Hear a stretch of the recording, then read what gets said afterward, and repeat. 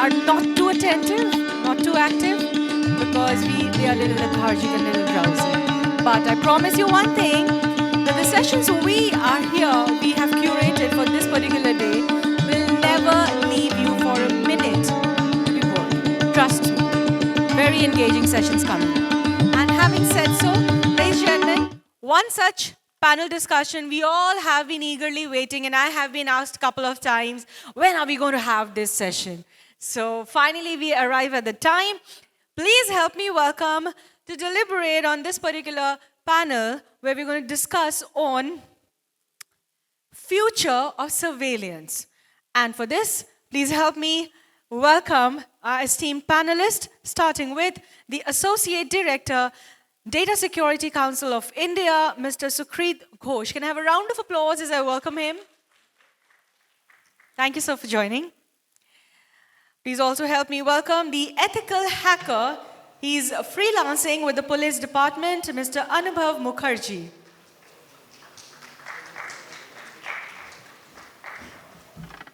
Well, the way he has come over here, the way he has given us an impression, I'm sure he's one, a hacker. Was it a deliberate effort, Anubhav? Was it a deliberate effort to look a certain way today? Yes? Okay. One more thing, just for my information, I hope the pop-ups which were coming over, have they stopped? I believe they have. Whoever has been doing that, have been very disciplined, actually.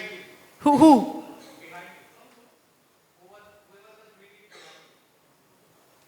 No comments on that.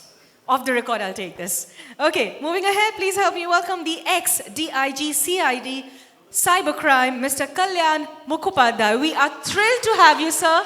A huge round of applause, ladies and gentlemen. Please also help me welcome the Chairman, Computer Society of India, Kolkata Chapter, Professor Dr. Debashis Dey. A huge round of applause as I welcome our esteemed panelists. And who better than to moderate this session? Ladies and gentlemen, please help me welcome the founder and director of ISOAH. A huge round of applause as I welcome Mr. Sandeep Sengupta.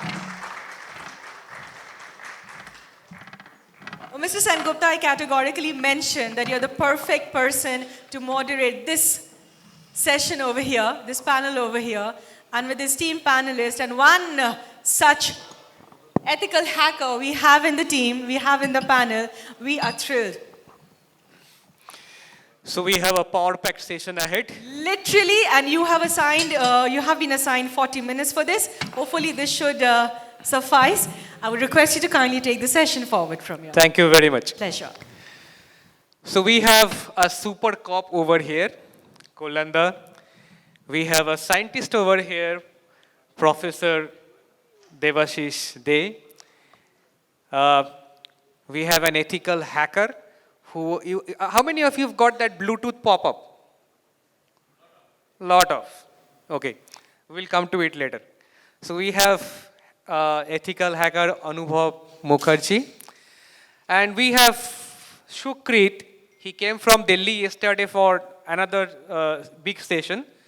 So I caught him and I said, you have to come over here. Because he is a person who actually formulate the different types of policies, your privacy policies.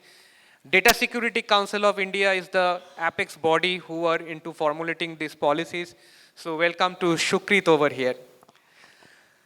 I will keep around 5 to 10 minutes at the end for this question answer session for the audience. But I would like to start with Kolkata.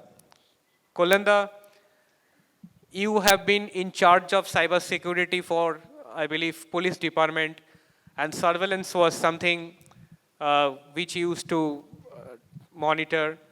So what exactly is surveillance going on? What is the definition? Because surveillance can be a social media surveillance. They are taking our data and selling somewhere. Surveillance can be a police surveillance for the terrorists, for the criminals, for the organized crime. Surveillance can be Jamtara is actually doing surveillance on us. So we have a multi-level surveillance going on. I would like to hear from you what exactly is surveillance currently present. Good afternoon. I was actually working as Additional Commissioner of Police, Kolkata, looking after special branch whose main task is to collect intelligence. For your information, special branch was created in 1911 by none other than Charles Taggart, who was definitely pioneer in collecting intelligences, you also know probably. So regarding surveillance, what we actually do, you can divide it into 3-4 things. One is definitely social media surveillance. It is being done by many units, not only police, by others, as you said, by the hackers, by the criminals, etc. But beside this, we also do 2-3 things. One is surveillance by instruments. Very simply, CCTV camera or AI-based instruments. That's there. Then the surveillance by actually following somebody. You can divide surveillance in general by 2 things. One is detecting somebody. Suppose one criminal is sitting here. So we have to detect him. That is one thing. So you have the database of the criminals and you take the photographs of faces and then you match it and etc. But the other one is tougher. While you follow somebody, to collect information about him. Now digitally you can follow, but digitally the person who is being followed, he also can take lots of precautions so that he cannot be followed properly. And then there are legal protections also. I cannot take interception of your mobile number suddenly. I have to justify it to the law of the land, why I am taking it. But suppose you haven't done anything, but I think that you should be under surveillance. So there come the human intelligence. So we follow him, practically just follow him. Like 50 years back, 100 years back, we used to do this. Right from the Mughal era, we have found lots of incidents, stories, where people are being followed by people. And another thing is planting somebody. So that is also another method. Even now, today even, in this digital era also, this is being done very much. Like the maid servant you recruited recently, probably planted by us. Like the Zomato person going to your house is actually our man, taking a glass of water from you and getting information about the whole room, or maybe the people sitting over there or going there. So these are the things we actually do. But then in future, what we need more is more AI-based, more AR and VR-based instruments, and smaller. The smaller the instrument is, it will be better for the police. Suppose I want to bug this room. Now it should be very small, not only small, it should not be detected by NSJLD or any other such devices. So we are looking forward to scientists like them, or maybe people like them, who will give us such instruments which are very small in size and which are practically undetectable, so that we can bug the rooms, etc., and we can get information from there also. That's what we are looking for the future of surveillance, where we can get those things. Excellent. I think Kolanda already asked the question to Debashis. So please, can you answer the question from Kolanda? Very good afternoon, and thank you for giving me this opportunity to share my thoughts. You know that AI and ML is part and parcel of our life. And if you see the present scenario, even our BTech course starts with AI and ML. So even this literacy of AI ML is very important for cybersecurity point of view, because you know that sir has mentioned about CCTV camera. So I can start with a simple discussion with CCTV camera which I installed in my house. So you know what happened? In the night also I can see some alert is coming. It says, you know, we set an alert. If something is abnormal, the alert will come. At 2 a.m. alert is coming. Maybe some insect is flying. It is showing, capturing the camera image and showing it to us. It is disturbing for me, right? So, you know that CCTV camera through IP, you know, nowadays we are getting IP. You know that IoT is everywhere. Internet of everything. We are connecting all the CCTV cameras all over the world. But the question is, false alarm is the problem. So we are doing a lot of research on how to detect those false alarms. For example, instead of detecting the cat at the midnight or the insects, if you can detect the human being, human face, it is very easy to eliminate that. Okay, we will not get the alert.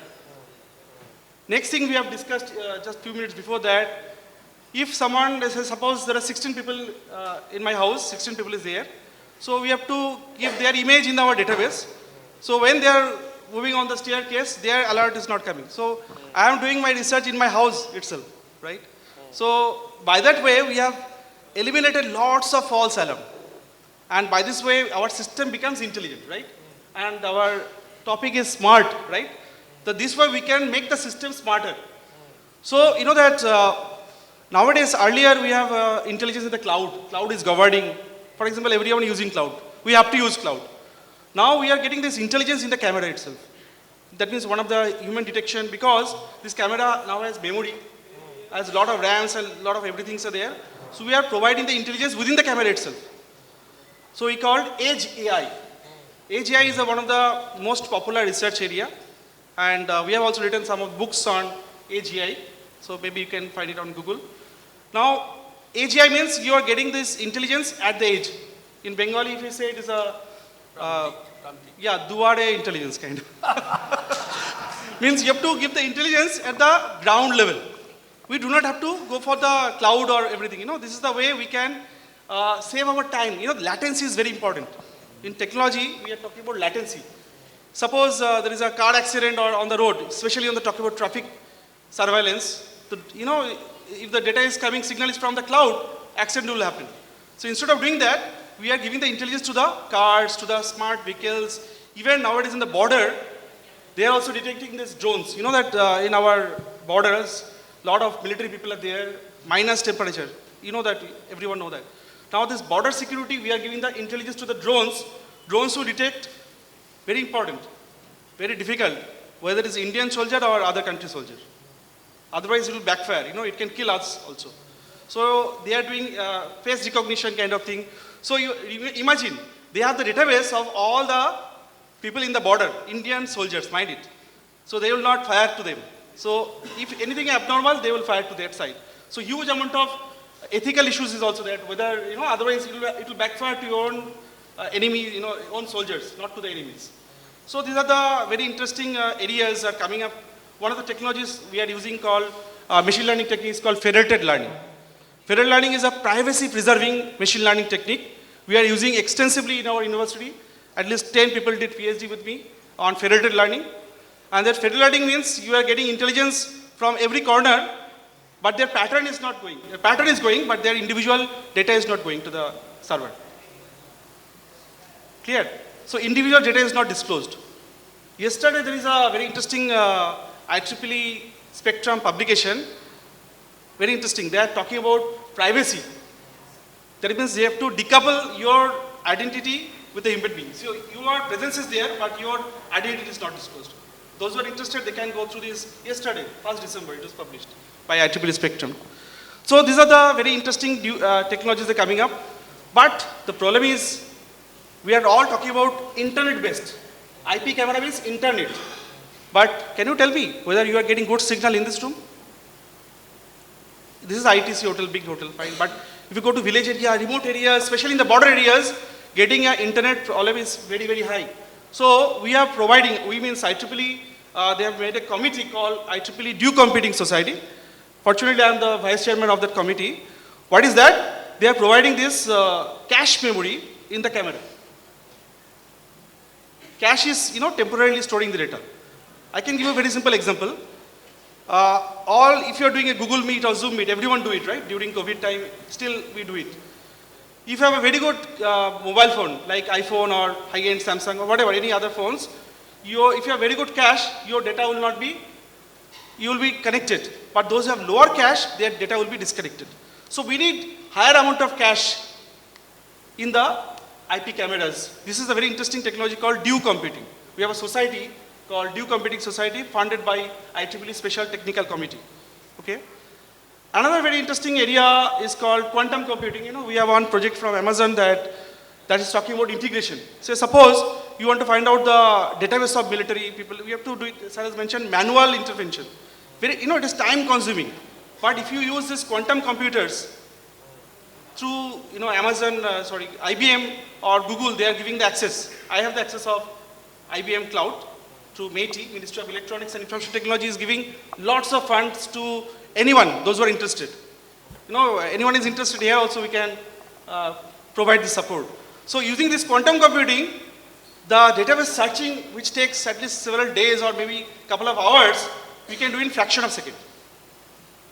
So searching the criminals among the people in the crowd, you know, crowd sourcing or crowd sensing becomes very much faster. Through this, you know, this is the beauty of this is called quantum surveillance. And this is going to be a game changing because, you know, quantum technologies, you know that in case of normal computers, PC, we call it n bit, 1 bit, 2 bit, 3 bit, means 7 bit to 8 bit means 1 bit increase. But quantum computers 2 to the power n, means 2 to the power 7 to 2 to the power 8. So you can understand the power of quantum computers. So we are using those technology for quantum surveillance. And thousands of research papers is available, you know, which is the year 22 and 23. So it is very recent one. And quantum surveillance is used by very big organizations for this security purpose. Last point I like to mention that while, especially in terms of research, which is, you know, which is in child state, for last couple of years, there is a technology called smart dust. Smart dust means you can paint your materials, like, you know, Asian paints or any material, barger, whatever. You can mix your sensors called MEMS or NEMS, Nano Electronic Mechanical System. It's called nanotechnology. You know, I was there in the IIT Powai, means Bombay. They have developed those PEMs. You can paint those things on the wall, and anyone is entering in the room, you can find out what is the height, what is the image. So that is the beauty when we are getting any CCTV camera. So for example, there is a CCTV camera. We can either block it or we can, you know, destroy it. But if the camera is everywhere, who is stopping you? So this is called technology called smart dust technology. It's called doing thermal imaging, very interesting sensing. You know, it is obviously IoT enabled technology. So these are the area people are working. This is very costly because NEMS design is costly. But if there is any high security areas, I'm not telling the names, but this technology is used in big people, means where the security zone is very high. So they are using this technology for the protection, right? They can get advanced information, who is coming, whether the person is intruder or anything bad intention is there. Also, Sarah, we have discussed about gesture. We can find out whether, you know, Sarah is asking, you know, few minutes before we discussing, you are putting the, you know, if you are putting, those are sitting here, if you are putting your hands inside the pocket, so you have mentioned, right? But you know that you can do it, this imaging from the, you know, the smart dust. You know, if it is maybe for the medicine you have mentioned, it can be for gun also, right? So we have to eliminate, out of 1,000 people, we have to detect those criminals, or, you know, that we have to detect who are the 4 or 5% who is possible intruder or possible, you know, attacker. So by this way, there are a lot of technologies that are coming up, especially all using machine learning technique, very interestingly. And that is the reason, you know, that in West Bengal, I can tell you 70% courses are on machine learning. Even machine learning is masked for mechanical, civil, electrical, every stream. So a lot of research is going on, and fund is not a problem. And, you know, good thing is that fund is not a problem. Amazing information that you have given to us. I have a question, like, still when we are using surveillance software, we are mostly using Israeli software. When can we start using Calcutta-based software? After all this research. Hope that we will make it, and we have already developed some quantum surveillance software, and we are in the process of patenting, so I'm not disclosing here. So hope that we will do it. But one thing is very important, that we should not do it alone. We have to talk to the industry people, stakeholders, police. You know, we have to make an ecosystem so that, you know, this meeting is very important. not for a talk. So ecosystem is important. I think to the develop. people who are staying over here, I mean, we have a big team from Bangladesh, right? So you people can also connect with him because he is doing a lot of research on this, and maybe we can help each other in getting this better. Sure. Great, excellent. I'll come back to you. Now coming to the hacker who has been bugging you over the last 2 hours. You are working with the police department. Currently, presently, how is surveillance done? Can you just elaborate on that? Okay. Hello. Huh. Okay, so from my perspective, we hackers, what we do, so if we want to surveillance on some people like terrorists or on scammers, so main thing we need to see that is his chats, the WhatsApp chats or the SMS. But breaking the WhatsApp database is way more tougher. So what we do, we install a keylogger on his system. And everyone knows that the Android 13 system or any higher or latest Android version have the security that if you download any software from outside, you can't give the accessibility permission. So if we want to do run the keylogger stuff, we need the accessibility permission.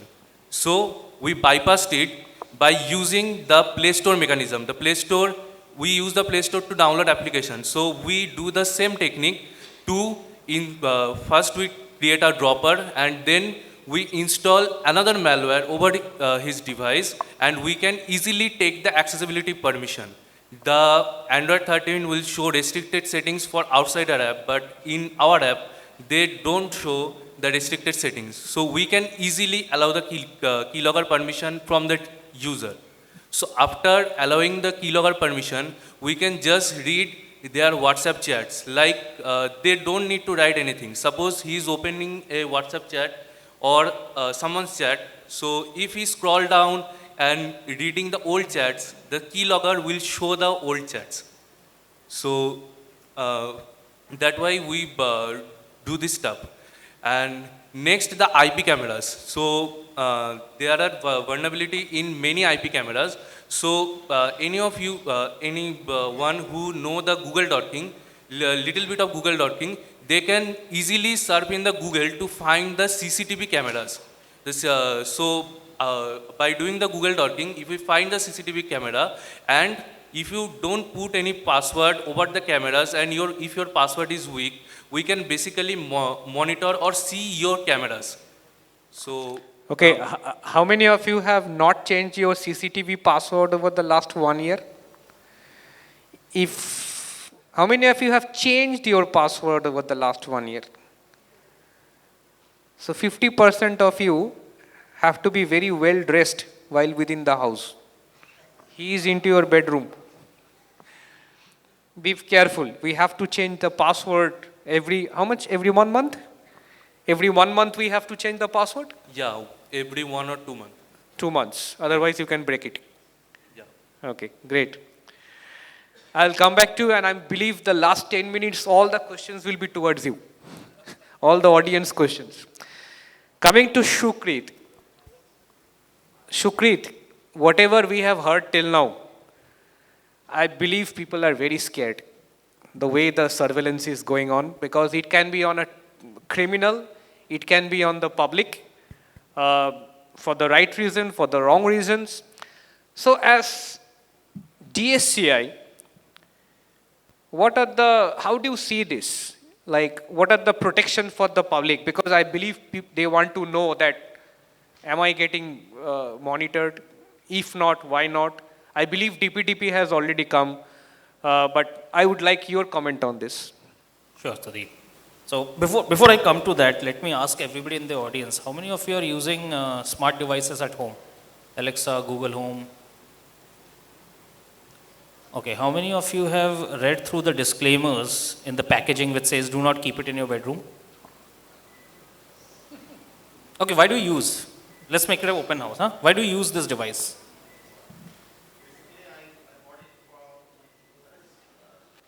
Sir, if you can tell your name and your, like, where you come from. Uh-huh.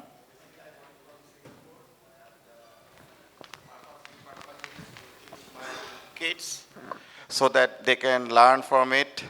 They how the Google Home interact with humans and what type So, of so information. entertainment and learning, if I summarize it. Yes. In the interest of time, we will just touch upon the main perks. Some of you would also say, because it makes your life convenient, right? You're controlling the AC of TVs and other devices. Apparently in one of the sessions, so I do a lot of awareness sessions for our member organization. And in one of the session, when I was discussing this point, I asked, and the gentleman answered it, which made me laugh, but at the later point in time, it also made me reflect. The answer that he gave me of why he uses that device was that it is the only thing that listens to me at home. And another person behind him was saying, dude, are you married? Now, while we are laughing at it, just understand that it is the digital ecosystem that is connecting things for us. What happens when you are talking something confidential in office? Let's say you want to talk something confidential with your colleague in office. What do? You go to a meeting room, right? You don't talk it on the floor. Today, what are these devices based on? What is IoT actually doing? It is accessing a lot of your data by the virtue of the data being fed by all of you. So now when we are at home, and that disclaimer, you should not keep it in your bedroom, connect the dots now. You're doing a lot of confidential conversation in your home. And some of this confidential communication is shared with the vendors for quality checking. Yes. And if you search Google, from one of the vendors, that entire confidential data got leaked. Very much possible. Very much possible. And forget that. Everybody is carrying this, right? How many times have you seen that you are talking about a particular product and you start seeing ads of that? I'm not talking about searching it on search engines. I'm talking about talking about it. That is the level at which surveillance is going now. We are not terming it surveillance because surveillance is still termed as a term which is associated with the law enforcement agencies. But actual surveillance is happening in our daily lives. That is how granular it is getting. So coming back to your question, the answer lies in being aware in the first place. If I ask you how many apps you have in your phone, can I just get some number? Random numbers? How many apps do you have in your phone? 25? Anybody going more than that? 30, 35? 110? Anybody going for more than 110? Bid goes once, twice, over. Now if I ask you to check your phone, go to your settings and application and tell me the number. You yourself will be amazed to see the numbers that you see there. Why is that happening? Because all of us are governed by a term which we casually say FOMO, fear of missing out. You're downloading apps which you don't need to use. You're doing it because somebody next to you is using it and talking about it. Now, what happens when you have that app is that you're adding to that ecosystem. Now, there's a business ecosystem elements. I'm not demeaning them. But what I'm saying is, you being an user, you need to be the person who decides that. I quoted it yesterday also with the NASCOM program, a very famous dialogue from the movie Spider-Man, or the cartoon Spider-Man. Both had the same dialogue. With great power comes greater responsibilities. Digital is the power vested in you today, but you are the user. Again, quoting another example, probably if you go back in our history, and if you read about Ramayana, Sita Haran case is a classic example of how attacks are happening even today. I was discussing it some time back also. Probably Lakshman was the first CISO the world ever saw. And we had the first firewall also coming out of that. And at the same time... And the first failure. And the first failure. First failure. And Ravan was the person who brought in deepfake. If you go by Ramanand Sagar's Ramayana on YouTube today, you will see Ravan's avatar of a saint is actually a deepfake as today. Now we talk about deepfake probably after Rashmika Mandana's video got viral. Means not her video, but the case of using Rashmika's name. But that is how the world is looking at it. And there are scenarios which are not even talked about, and these are all coming under the way we are under the surveillance. We already talked about IP cameras and all. You are choosing those as gadgets that will help you, right? But you are being casual about it at the same time. And if you're casual about it, any good friend of mine can get into it. Very simply put, he's doing it for the good reasons.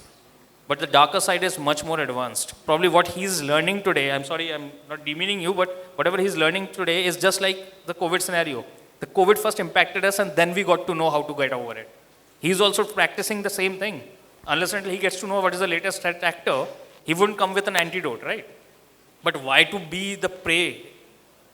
That is the question that all of us should have. So at DSCI, our focus has always been to bring the ecosystem together.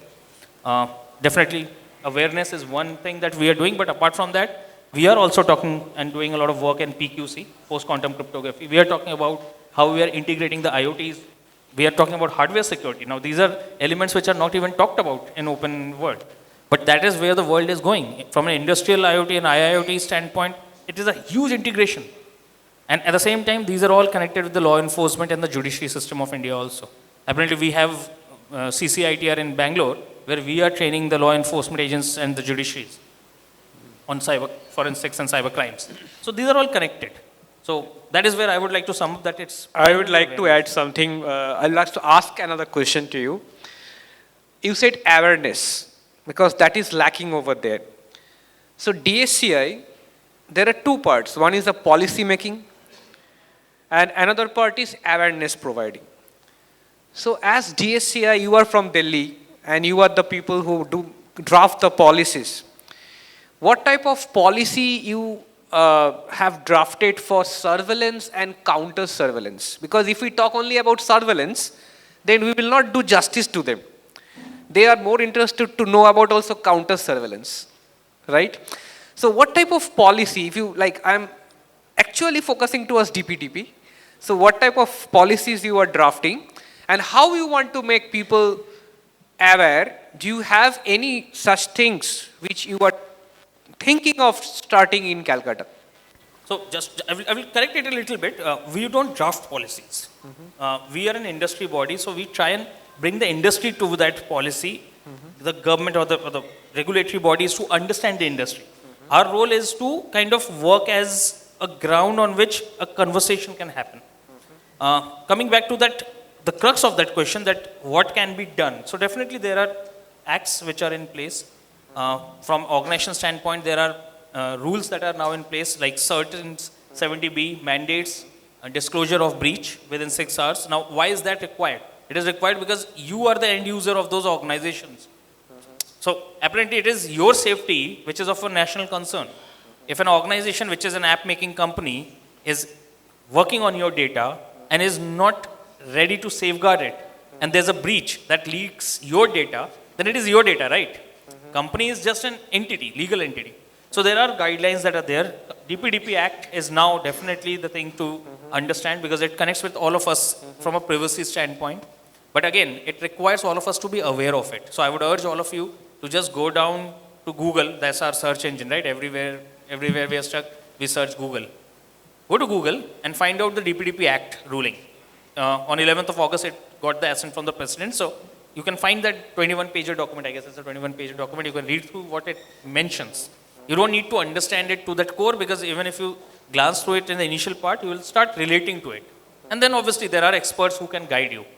But all these things will come in sync. It will require all of us as part of the industry to understand and live up to those rules and regulations, and users also, because you are downloading apps today for freebies. Let me be very honest. That is where the maximum downloads happen, right? You are getting 5 rupees off through one app and you're getting 10 rupees off through the other. You will go to the 10 rupee app because you're saving 5 more rupees out of that. But please understand that you also need to understand whether that app is capable of holding your data or not. You're downloading apps through Play Stores or Apple Stores without checking their credentials. And apparently it is also a marketplace. Please understand, all these companies are also doing business. I can be a marketer who puts money to get featured. So if you are searching for, I will take an example, Paytm. If I just search Paytm on Google's App Store, I will see ad also of some other app which is plying on that keyword of Paytm and showing up as the first option. And sometimes in haste, we don't read what it says and we download that app. Because we are either, and this is an example that I've seen in front of me, you are in a shopping mall, you are in a queue, people are there, it's a sale season, now nobody wants to wait, the people at the back are saying, jaldi karo, This guy says, ki go through Paytm and download a voucher. You will get 500 rupees off. The other guy quickly downloads it. Just to ask you something like privacy, this is something which will be quite big in the coming days. And I believe DSCI has some solution like some course, some exams on privacy. Can you highlight on that? Because I believe a lot of people will want to know about that. Sure. Why not? So we have certification programs which are meant for beginners to experienced professionals in privacy. And beginners course is actually for everyone, from students to working professionals. It's called DCPP, DSCI Certified Privacy Professionals. It talks about all the legal laws and everything across geographies. Then we have a lead SSR certification program which is for implementing privacy practices in organization. And now we have another one called DCDPO, DSCI Certified Privacy, Data Protection Officer certification. This is for strategic level understanding and implementation, I would say, roadmap for privacy, which will be aligning with the requirements of geographies. I'm not saying just India. It is across geography because in evolving, yesterday we were part of NASSCOM's event where we had startups coming up. Now they don't want to just grow in India, right? They are growing in some other geography also. But they are either functioning in India, they have their back-end offices here, or they are planning to grow in the India market. But they will be working across different geographies. And it is important that all of us understand that the law of the land will define a lot of your business parameters. So definitely if people are interested, and definitely it is a good career option also now. So these courses are available on our website. People can go and subscribe. They are like, I believe both surveillance and anti-surveillance will become big in the coming days. I won't say anti-surveillance, to be very honest, because see, anti-surveillance cannot happen. If you start doing anti-surveillance, the law enforcement agencies will not be able to do anything thereafter, to be very honest. So it is all about you unknowingly versus knowingly taking actions. If you take actions knowingly, you are in control. If you are not knowing that, you may regret at a later point in time. Because the world of digital will evolve. Excellent. I'll come to Debashis. We have a lot of young people sitting over here.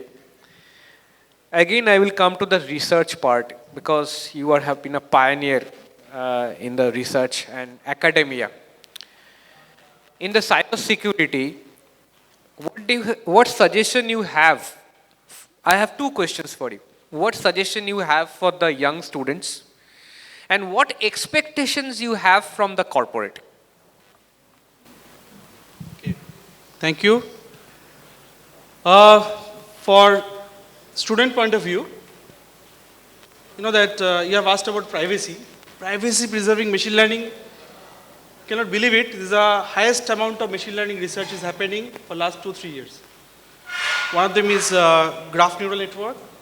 Also, there's deep learning. I'll just interrupt. So, if you just guide the students, like Yes. who can join this research, and what is your expectation, like eligibility criteria for that? You know that there are lots of, for a research, first thing is requires the funding. And fortunately, we have lots of funding from AICTE, also from AT, and also university is also there, also West Bengal government is also giving funding.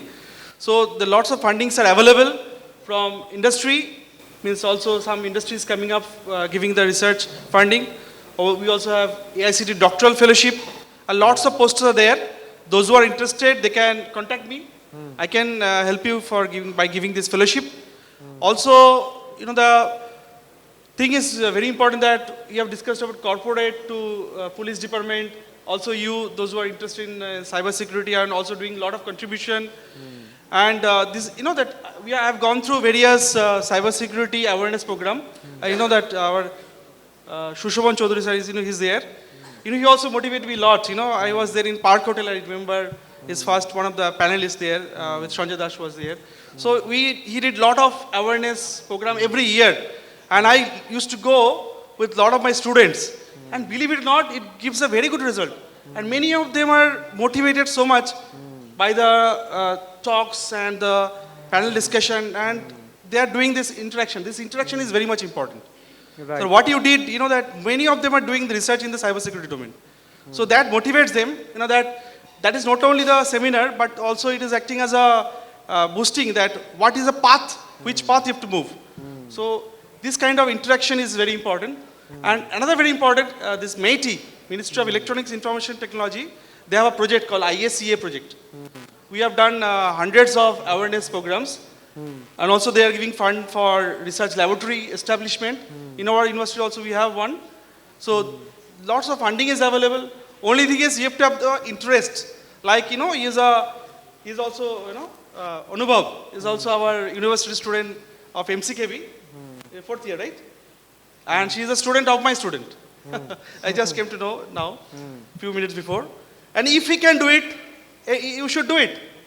BTech student can do it, then everyone, you have to have the inquisitive mind to resolve the problem and resolve the problems, practical problems. So Practically, most of the young guys needs a platform. exactly.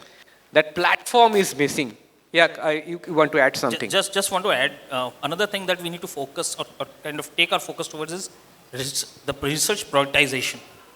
Because that is where the industry will actually find relevance. See, industry is funding, the government is funding, researches are going on, but at the same time, they have their own life cycle. Yeah, when you are talking about the research to product, 20 years before when I started research, we are only in research paper, journal, IEEE, transaction, fine. Recently, for last couple of years, we are only on patent. Patent first. Jesse Bose made the problem of not doing his patent of his product. Correct. But everyone is now doing the product patent. And believe it or not, it was costing around 20,000, 25,000. Now government of India made it only 5,600 rupees. There's a reason. And second point, there is a project called Kapila project. Kapila is a project named under Kalam, Dr. Abdul Kalam. So that project, you can get the funding directly from government of India. Any student, listen, every student or anyone, those who want to file the patent, they will get a direct funding from government of India. So that is an amazing thing. In our time, Indian patent filing is costly. Now it has become so much ground level. So it is very much encouraging. And this month also I have 2 patents. I got. Sylvia is already giving me some alerts. Anyway, I have to come to Kolanda. Kolanda, everybody has a concern. Duare surveillance. What? The concern that he said, Duare surveillance. So as a policeman, as a super cop, I get a lot of calls. I am getting monitored. I don't know what to do. Right from morning to night, I keep on getting calls. So if this type of things happens, like any person from there thinks that they are getting monitored, I'm not saying who is monitoring, but they suspect. How can the police help them out? We have a very robust cyber crime department in Kolkata and also in CID for the whole West Bengal. I also have come across such incidents where people are coming to me and saying that I'm monitored, this, that, etc. But you can come to us straight away, to Kolkata Police Cyber Crime or to CID if you are in West Bengal area. So this can be easily found out. We can take your device, we can find out whether you are actually being monitored or you are feeling that you are getting monitored. There are lots of cases we found, they were suffering from a system of schizophrenia or something like that. So they are feeling that they are getting monitored, but they are not actually monitored. So that you can come up with us. We are there to help you out, right from Kolkata Police and also from CID, from West Bengal Police. In fact, I had a session with, I took Kolanda to the school students. Yeah. There were a lot of schools from Calcutta, and Kolanda gave his personal mobile number to the school student and said that if you face any cyberbullying, straight call to my number. So a round of applause for Kolanda, please. I will take 2 questions from the audience. Anyone, any question? Yes. Can I have a microphone over there, please? Please, Hello. what is your question and whom do you want to ask? Okay, I have questions to Anubhab and also to Sukrit and Professor Debashis. For Anubhab, I have a question. The if you said that you could monitor through the WhatsApp or the other things, but there is I mean, the movie says who hunters whom. So are you going to monitor the, the law enforcement or the people like you, the general people or the hacker? This is the first question. And the second question is, as you know, the real hacker, they don't use WhatsApp or anything. They are actually use the different apps and different things. And it's, underground software. You know better than me. So to tracking the hacker, it's very difficult.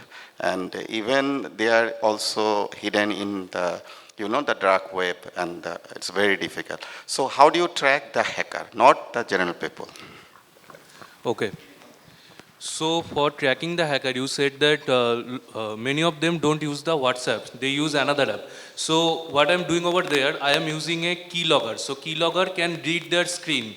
Okay, so it is not matter he is using WhatsApp or anything else. So I am reading the screen.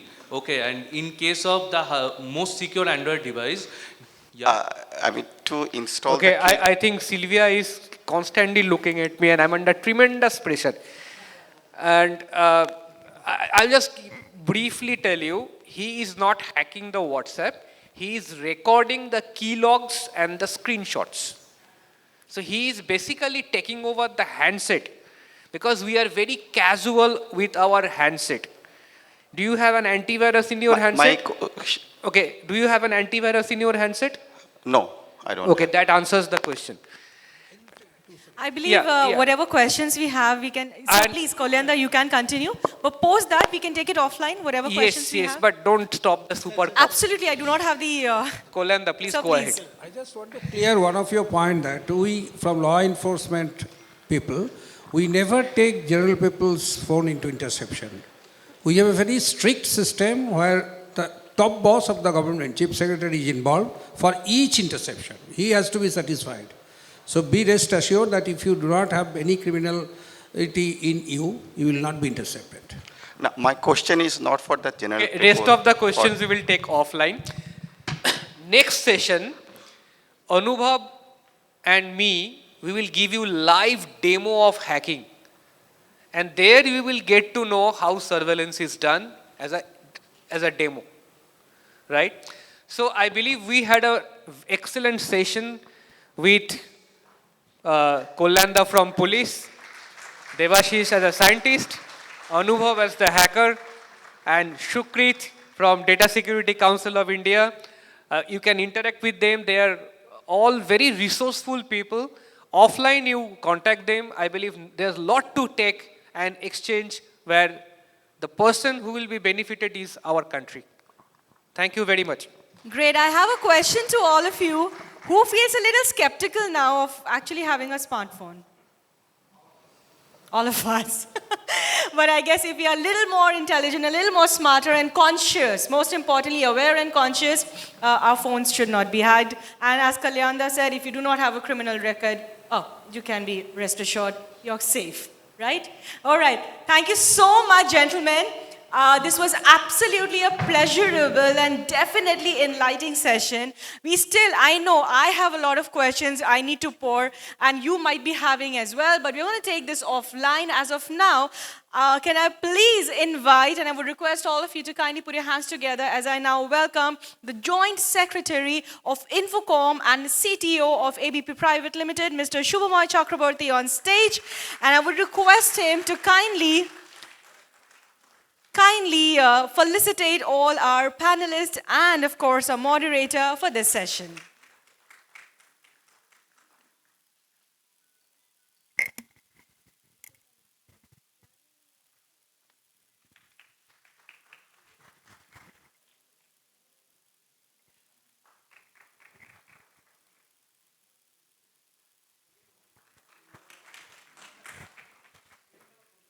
I would request all the gentlemen to kindly step forward for a photo opportunity. And while this goes on, trust me, I don't really have to request any one of you now that do not leave the room, because we are intrigued. We want to hold ourselves back and watch the live demonstration of a hacking, ethical one. Okay? Thank you, gentlemen. Thank you. I would request Sandeep to kindly stay back. I would request Mr. Sengupta to kindly stay back, and I would request the gentleman to, on the stage, to kindly be seated.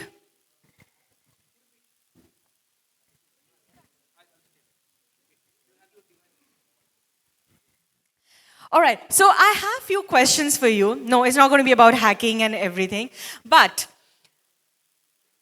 I guess many years down the line in INFOCOM, ABP, day 3, at least in this forum, we know that we are all set with cybersecurity. We are all set for ethical hacking. We come prepared that way. And I am also intrigued to know who are the winners of this year's Hackstar. But before that, I would want you to... I would really want you to kindly, whoever has joined us recently and who are not really aware of the entire proceedings of how we actually land up to the winners, can you please elaborate on the process? So since 2013, with support from ABP, we are organizing hackathon, completely cybersecurity hackathon, Catch the Flag. So what we do, we create a corporate situation, like there is a server, there is some firewall. So some hackers have to hack into that firewall, and some hackers will try to protect that server, protect that firewall. So this is a cat and mouse game which we play every moment in the corporate world. To find the talent can be a future startup specialist. A talent can be somebody who is now working, like the first time when we came, Kirit was the person who was showing the demo. Now he is heading the VAPT team of Apple.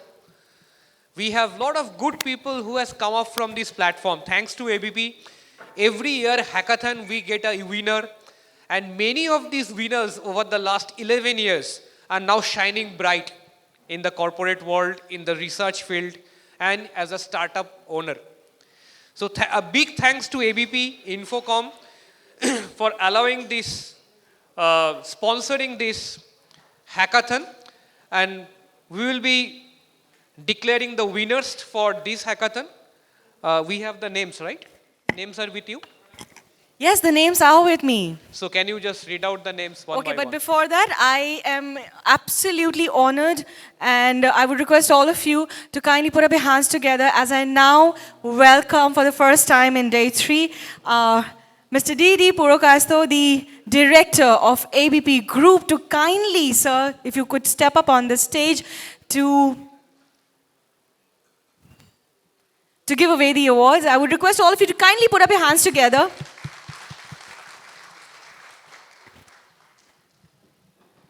Okay, sir and Sandeep, Mr. Sengupta, if you would allow me, since this is a Hackstars competition, we already have someone, your teammate, I believe, Anubhab.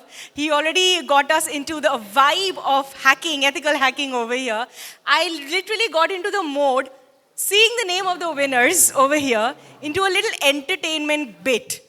If you allow me, please, may I? Please. All right.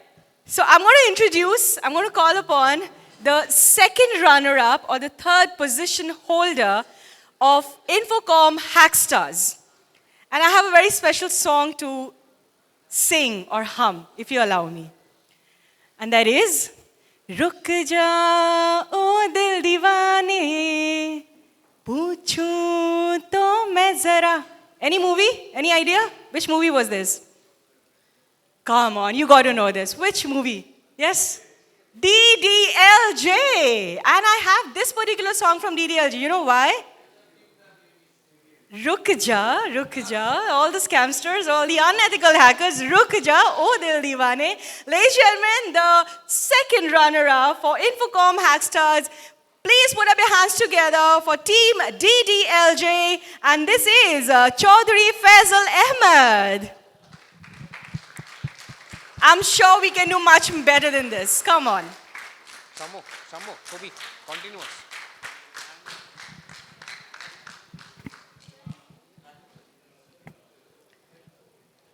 All right, so we have Chaudhry Faisal Ahmed and Raju Ahmed. Haldar, Raju Haldar.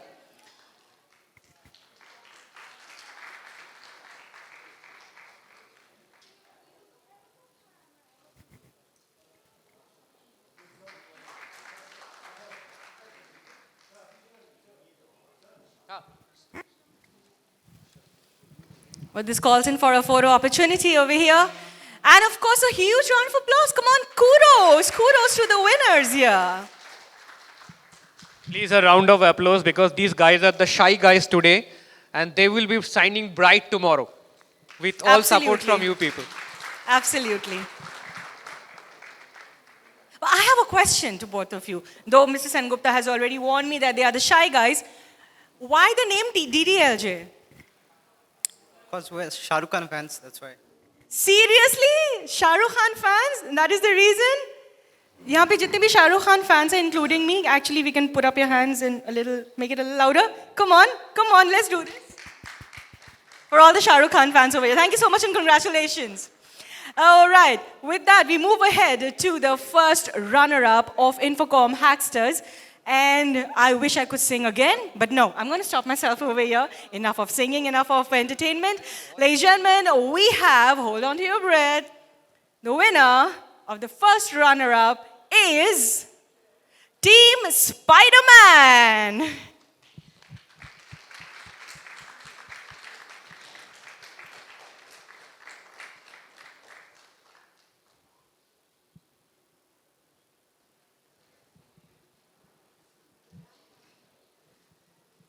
All right, so we have Brishti Roy and Opuru Bishash. Thank you so much and congratulations, a big congratulations.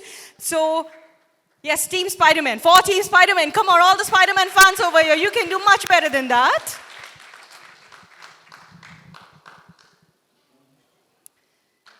Let's give it up for Brishti Roy. And of course, Opuru Bishash.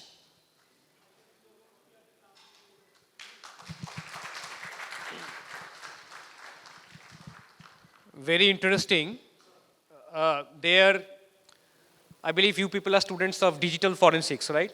So they are students of BSc Digital Forensics. This BSc Digital Forensics, they are the first batch in entire Eastern India. Oh, wow, fantastic. They should be the leaders then, later on.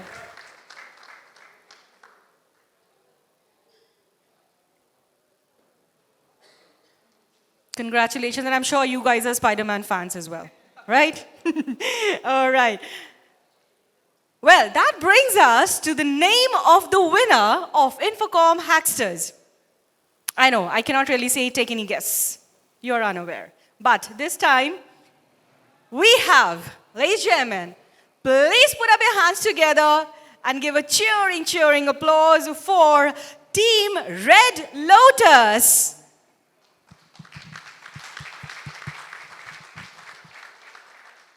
Now here we have Anki Mahanta and Neha Dolui.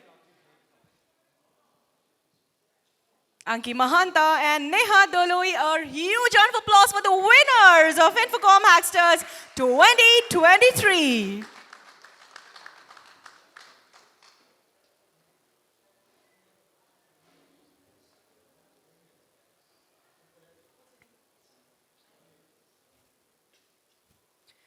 I'm sure there was a little glitch and I'm sure there was someone doing a little hacking over here, as his name is Anik Mahanta and not Anki. Can I have a round of applause for Anik Mahanta, everyone? Come on, they are the winners. And of course we have Neha Doloi.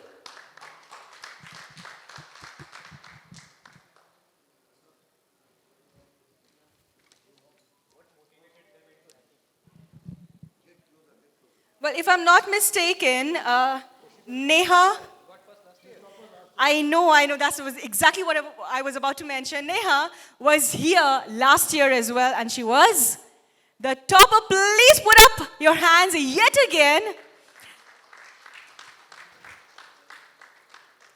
And now I have to ask you, after the photo opportunity, of course.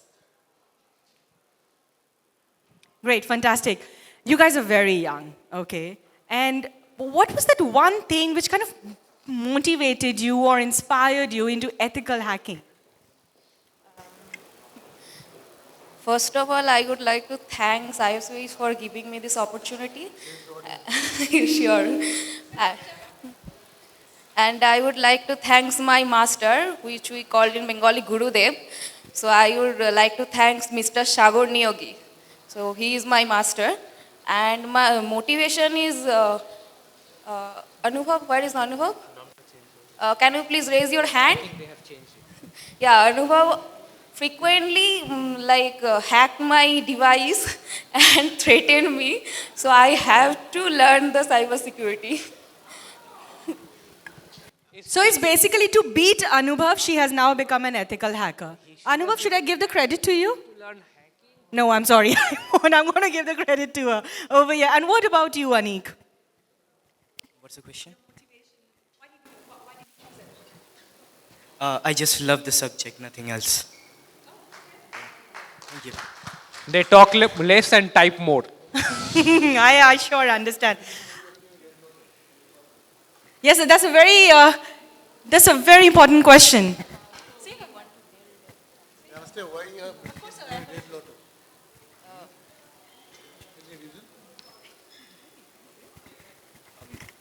Actually, lotus is the national flower of India, so that is the reason. Red is my favorite color, that's why. Nothing else. He did a balancing act. Both red and lotus. Yeah, sure, please. So we have also a startup company. It's named Lolinsec, and you can also find in Google it also. So can you please search it once, please, now?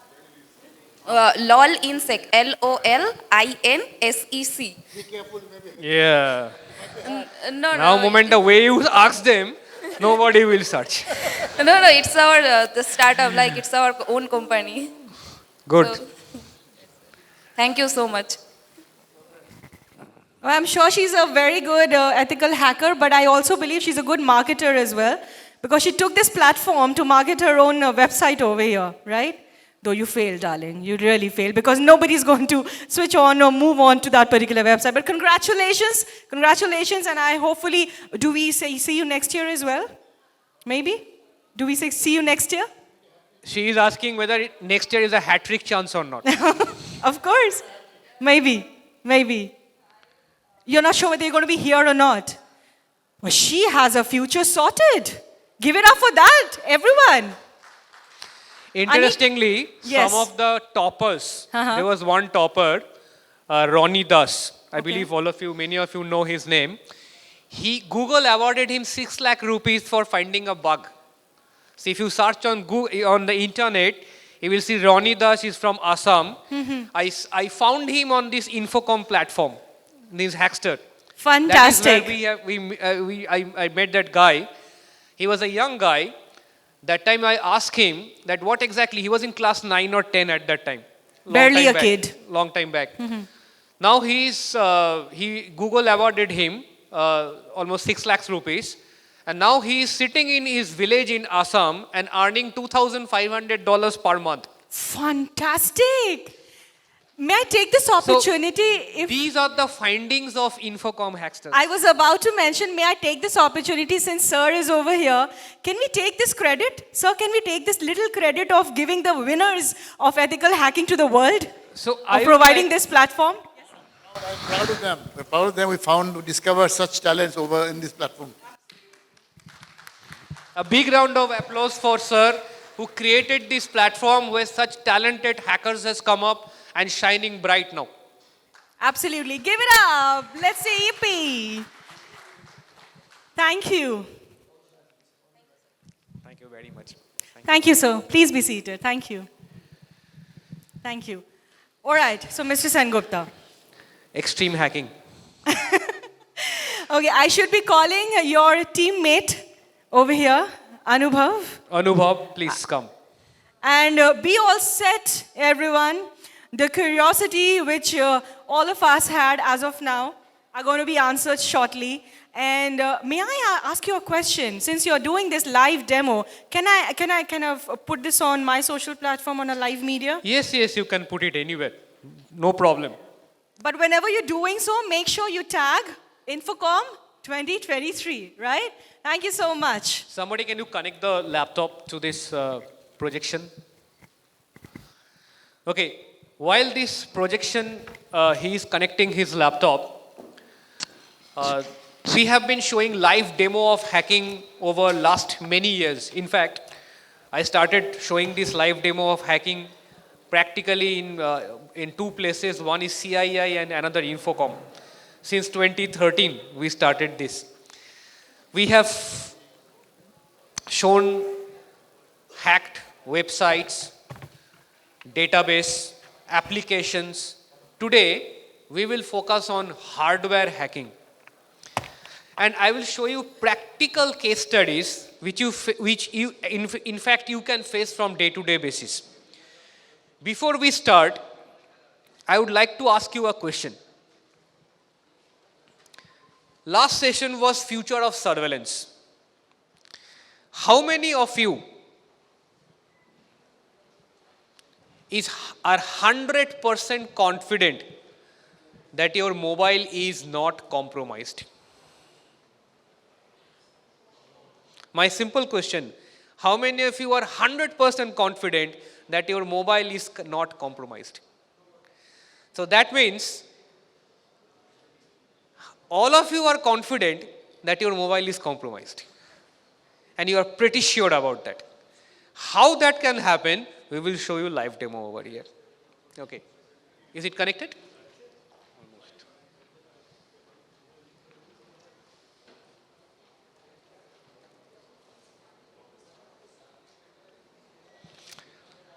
And we have kept this session very strategically positioned. If you are too scared or too demotivated, then next session is CC Ravi Shankar. You can uplift your mood over there. Done?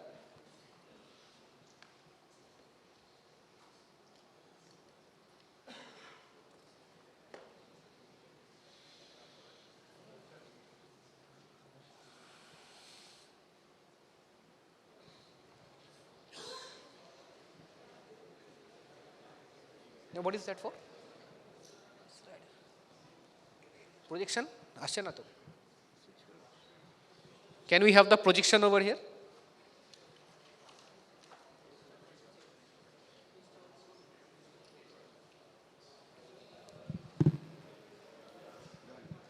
Done. Very good. Excellent.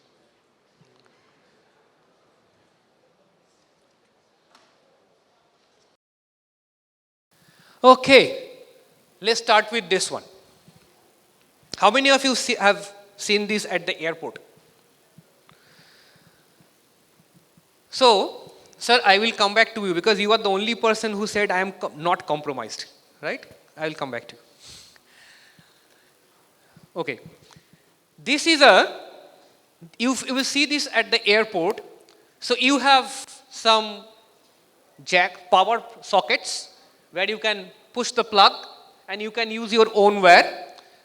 And this is the one where the socket is already fixed into this particular wall, and you can use this wire to connect to your mobile, to charge your mobile.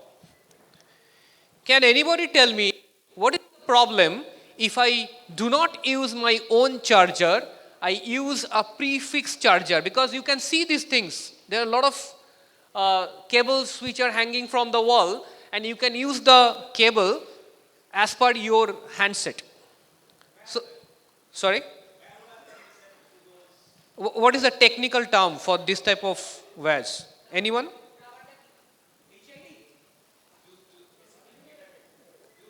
Juice jacking. Right? That is the technical term, juice jacking. Okay. Now, I have a cable like this over here. You can see on the one side of the cable, we have a microchip. And the other side of a cable is a harmless charger. So this part, this is my socket. This is hanging at the airport, this cable. If you forget your cable, you can take this and put it inside your handset while you cannot see what is behind this socket, right?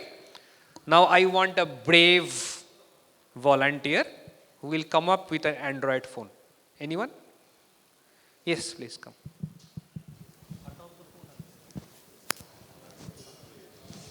Sir, you are using Android or iPhone? Android? Can I come, please?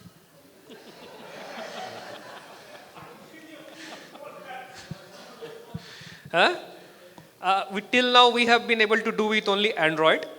We are yet to crack the iPhone, but I'm sure it is possible. We didn't have enough time to crack that. Okay, please. Yeah. Connect it. Now do one thing. First connect.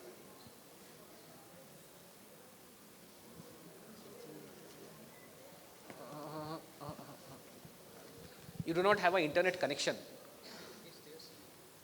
It is there. It's working. Okay. Again, the Bluetooth spamming. So what will happen? Just it again. So what? Who is doing the Bluetooth spamming?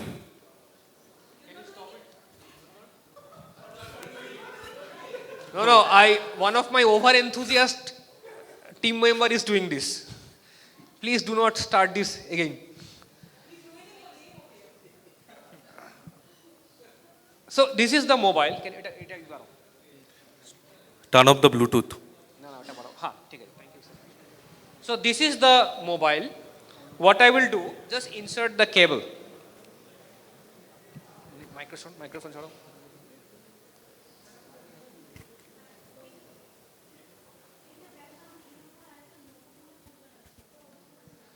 See, I am not doing anything. Immediately the action starts. So what will happen? It will open my company website. This is just a demo. See, the company website is opened. No action. It's not like I have to click on OK, allow, nothing. Just insert, automatically it will start. So, this is my company website. If I can open my company website, I can run a malware over here. And that doesn't need your permission. Yes. If I shut off my mobile and then do this, will it still work? Question is? You mean shut down or lock? No, they're not. I am explaining the technical term. So, what is happening over here? Okay, I think. So, thank you very much. Thank you. So, this is a microcontroller. This is the Pro Micro. This is a microcontroller. So, I run some code and I upload it into it. So, it is telling my device that, bro, I am the keyboard. And it is sending the keyboard signal to your device. Like it is pressing the GUI and run the browser. So after opening the browser, after some delay, he will sending some string. And after sending the string, he is hit the enter button. So we can host a malware over any website. And after hosting it on the website, I can easily download it. Switched off phone, right? Yeah, now. So when you power off a switched off phone, it automatically boots on. That is again a concern. If we are talking about that it will never impact, that will not actually be the case. It may actually boot up and then run the script. That is also a thing. Yeah, it is a possibility. No? Because if we can install a malware in your handset, I can take the full control. Yes, are you saying that even if the phone is switched off, the malware can... So if I understand it correctly, you are thinking on those grounds that a switched off phone charges faster? I'll give you the answer. I'll give you the answer. That is also thought. People do it. That let's switch it off, charge it, it will charge faster. And sometimes this thought can also be counterproductive, right? If you think that it will not impact you and you put it in a juice jack environment, thinking that it's a switched off phone. The moment you plug the charger, it starts on, right? It boots. That's the reason. Okay. Yeah. So next time, what is the important lesson learned? Use your own charger. Don't use that wire which is fixed at the other end and you do not know what is on the behind that socket. Because anybody can change it. We have made this ourselves.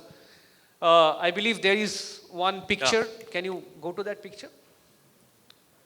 No, the next one. I'll come back to it. See, these type of wires where both sides you can use. These are available on the e-commerce sites for 20,000 rupees. Now, once these wares will be in mass production, ordered by the Jamtara gang, the price might come down to 2,000 rupees. And now see, what is the utility of this? Most of the attacks are now targeted attacks. These are not random attacks. So suppose, I know sir is going to a cafe. I know sir is going to a particular library. What I will do, I will take this wire and maybe I will just change the wire with his wire. The moment he puts it over there, and see this wire is both sides you can use. It's not like that one side will look like a chip. The chip is inbuilt within the wire. So if I can change the wire which he is using, the original wire with my wire, his mobile is under my control. If I can just add one more thing, the concern that is growing up nowadays is people, how many of you keep multiple chargers? Like one in your desk, one in your home? So this particular instance, what Sandeep just mentioned, is serious about it. Because any housekeeping person can be just manipulated. I'm not saying paid also, just manipulated to just change the wire. Plus, most of the new phones, particularly high-end phones, they are coming without the brick, the power brick. They come only with the wire. And we tend to go for discounted priced elements. If I change the wire, I can get into a phone. Okay, next one. Now. So, next topic is mouse jacking. This is a little bit more dangerous. I don't think the sound is audible. It is not audible. Can you explain it? Yeah. Can you explain it? Okay. So, in this case, many of the mouse companies like Dell, Logitech, Microsoft, and many companies are using this particular chip as their wireless adapter. So, many of you using the wireless mouse, right? So, in this case, the mouse is not vulnerable. This chip is vulnerable, which inside the adapter. So, this is the NRF24L01 chip. So, it uses the same frequency as the Bluetooth and the Wi-Fi, that is 2.4 gigahertz. And the range is 2.4 gigahertz to 2400 megahertz to 2483 megahertz. So it is using the 83 frequencies and the width is 1 megahertz. So here is a demonstration. So in this case, here is the USB adapter and you can see a mouse can be connected, a keyboard can be connected. So every device has a MAC address. And we can say in this case, the USB adapter is the server and these are the clients, okay, who are sending the signals to that USB adapter, like the movement of the cursor, the clicks or anything else. Now, if a hackers enter into that system, so they basically intercept the connection and basically catch the signal. So after catching the signal, there will be the MAC address of the device. So after catching the MAC address, he will send the signal to that USB adapter. And the vulnerable one can differentiate between these two. So after doing this, I can install malware into your system. Okay? So this is the diagram. And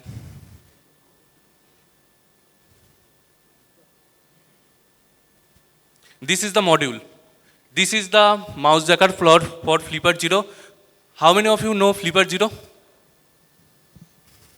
No one. No. Obidoop is there. Okay. So there is a handy device called Flipper Zero. I can install this particular device on the Flipper Zero, and after that I can easily do the attack. And the craziest thing, How many of you have Flipper Zero with you?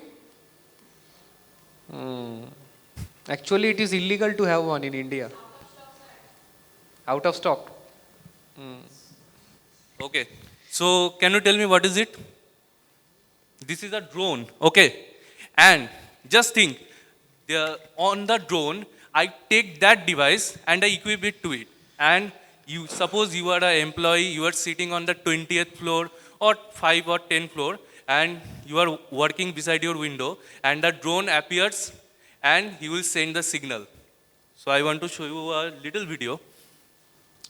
So when we do red teaming, suppose I know where you people are sitting and I want a targeted attack on you. So what I will do, I will take this device, I come to near proximity, and then this can happen.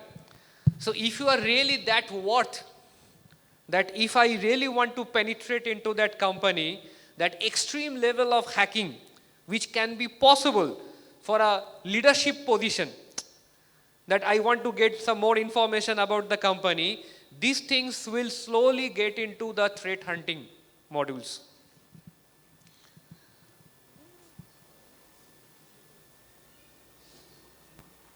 Still not audible. It's not audible. Just skip. Next, we don't have time. 5 minutes. Next point.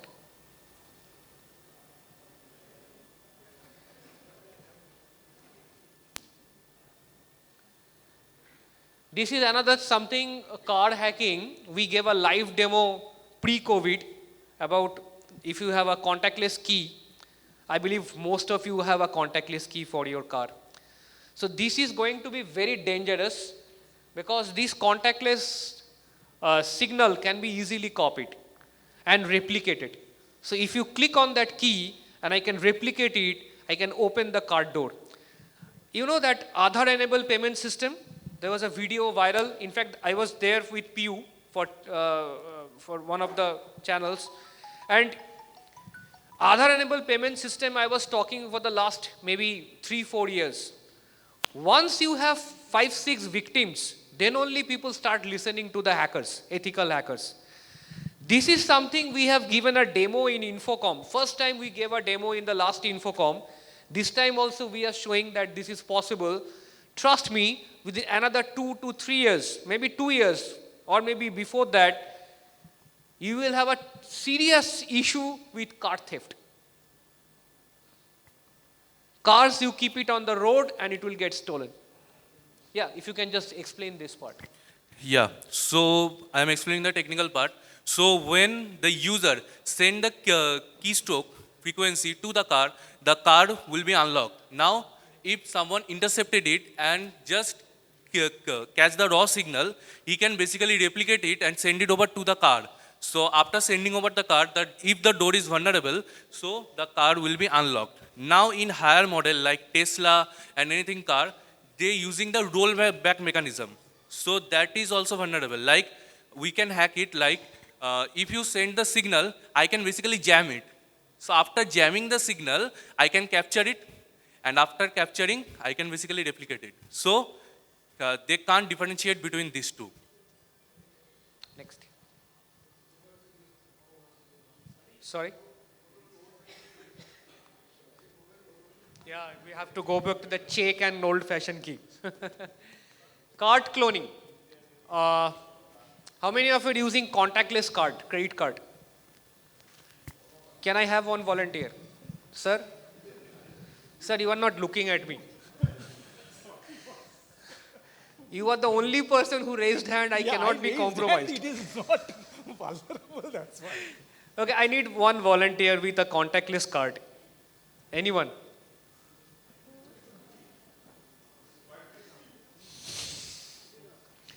And it is the, yeah, can you have that? Sir, I will not use your card because I need the next year also, I need to come over here.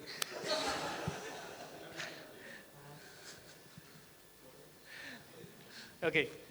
I believe that contactless part is enabled, right? It is not disabled. Okay.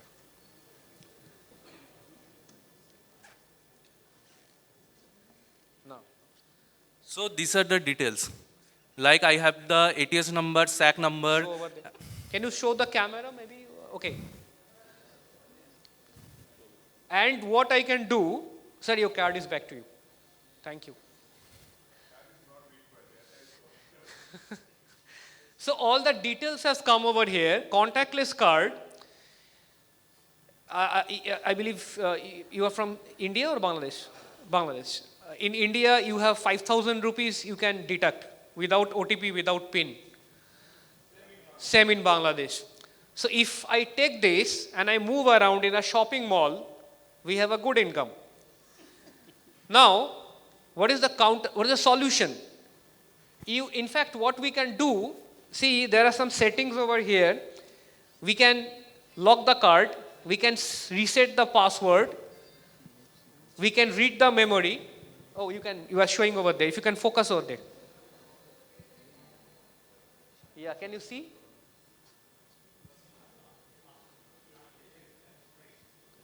I'm so sorry. Yeah. So you can see from here, there are a lot of options. And if you go back, this was the details, I'm so sorry. This was the details which I got from the card. So I can do a lot of things. The solution is, you have to keep it wrapped with an aluminum foil. Right? Either a wallet, which is like a metallic wallet, which is creating a shielding. In that case, it is safe. Or just get an aluminum foil from a mithai ka dukan or like a catering shop and keep it wrapped up. Do you have a copy of that aluminum foil? Oh, no problem. So otherwise, what will happen? It can be read from that particular credit card. And Sandeep, just to add, one more option is available with everyone. Your banking app allows you to enable and disable it. I'm so sorry. So please disable it. Use it only when you want to use it. Sukrit, enable it. People sitting over here travel frequently abroad. So if we do that, they might get into trouble. Don't disable it. Keep the balance minimum. That is a good trick. Right? Keep it a 5,000, 10,000 rupee balance. Don't disable it. Otherwise, you will get into trouble. Next. Bluetooth spam, I believe everybody got the demo. Should I repeat it? How many of you got that Bluetooth flash message? All of you. Right. So, okay, you just explain it. Explain the Bluetooth. So this is basically spamming. The people who enabled the Google fast pairing system, I have an app called Bluetooth Spam. It is broadcasting some Bluetooth request. And if you have the Google fast pair, it will show some pop-ups. And that is the pop-up. This is basically spamming.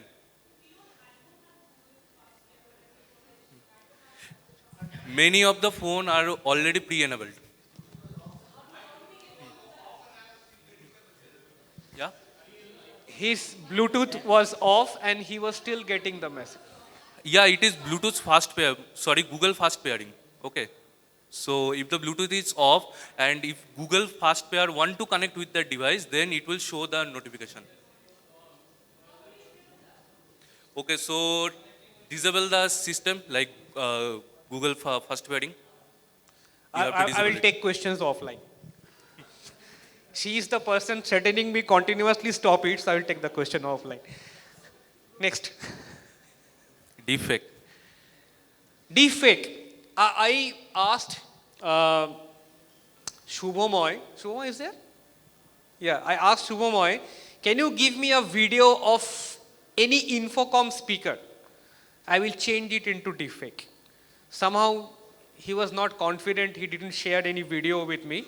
So if I get a video, like I am speaking over here, from a free website, we can create a deepfake. And see how dangerous things can get. They can create a deepfake of you or you, and they can circulate in the corporate to create a chaos. So when you are thinking of information security, these are the new risks that your company should think of. You are still very, very backdated. You are thinking only of VAPT and all these. Those are taken care of. These are the new age risks which you should put in your risk register. These are the things which you should think when you do a threat hunting, threat modeling. Otherwise, here your company will suffer. And this will attack the leadership position first. Okay, can you show the defect? Anyway, sound is not there. Sound, please.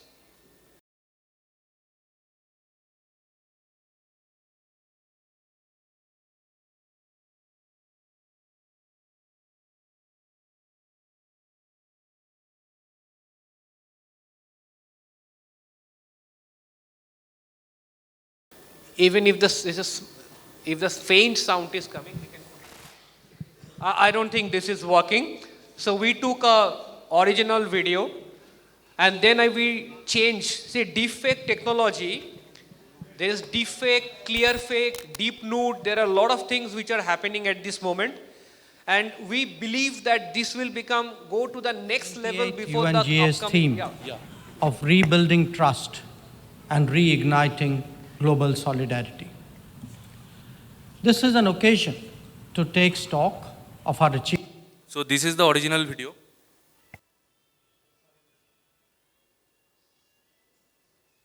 دعمنا الكامل للدورة الثامنة والسبعين للجمعية العامة للأمم المتحدة في إشعال التضامن العالمي. But I didn't take a consent. هذه مناسبة. So I think this is good enough. So I hope you understood. This is an eye-opener for you. Steve Jobs said, stay hungry, stay foolish. I always say, stay scared, stay safe. Every year, we show live demo of hacking to show you a new angle, new way of looking into cyber security, information security. Things are changing. The way the attack will happen is changing. You people have to think how this new technology, like somebody placing the wire near your desk, somebody is creating a deepfake and circulating where people will readily believe. I might see a deepfake of Sylvia, and I don't know, I need to ask her whether you have really spoken all this thing or not. Actually, when I first came over here, I hacked her mobile, and that's why she remembers my name. So as the day, next year when we'll be coming over here, things will get very chaotic. Be a little bit careful, stay ahead of time, and make sure that you keep your personal life secure, your family secure, and your professional life company secure. I hope you enjoyed. Thank you very much. Thank you so much. Well, thank you so much. I won't really say this. Please. Sure. Well, most of us here believe that this session has truly, in the literal sense, been very, very enlightening. And I have to repeat what Mr. Sengupta just informed us, told us. What did he say? Anyone? Be scared and be safe. And the one who was saying that, no, my phone can never be compromised. So can you raise your hand? Is your phone compromised at any level? Not yet? Not yet. Still, stay safe and stay secure.